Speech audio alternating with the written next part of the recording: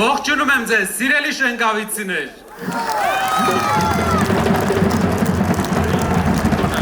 Շենգավիթը ստեղծվել է հայ աշխատավորի կողմից։ Ձեր բոլորի ծնողները, դուք նաև ժամանակին աշխատել եք, որպեսզի Հայաստանը վերածնունդ ապրի, որպեսզի Հայաստանը դառնա լավ ուժեղ երկիր։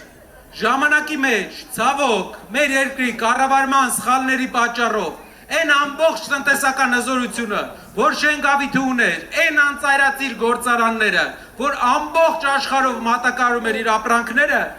փակվեցին։ Այդ իսկ պատճառով այսօր Շենգավիթը Երևանում ամենամեծ գործազրկություն ունեցող թաղամասերից է։ Ինչ պետք է մենք անենք, պետք է վերածնունդ ապրի, ոչ թե լինեն պահեստներ, այլ 24 ժամ աշխատանքը եռա։ Գործարանները պետք է վերաբացվեն ժամանակակից, նոր տեխնոլոգիաներով, հագեցած սարքավորումներով։ Հայաստանը պետք է աշխարհին հայտնի լինի ոչ միայն կոնյակով, ոչ միայն ծիրանով, այլ հայ մտքի ուրիշ գործով։ Պետք է ամեն տարի մենք փոփոխություն զգանք մեր մայրաքաղաքում,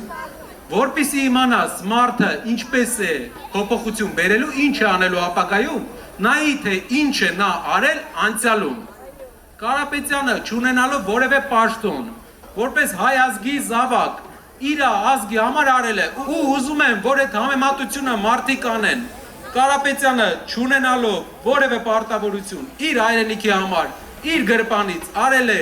մեծ բաներ, Փաշինյանը ստանալով պարգևավճարներ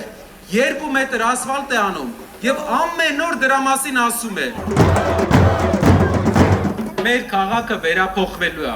պետք է ժամանակակից գործարաններ լինեն, որ մեր աշխատավոր ժողովուրդը աշխատի ու մենք ունենանք հզոր ու ուժեղ Հայաստան։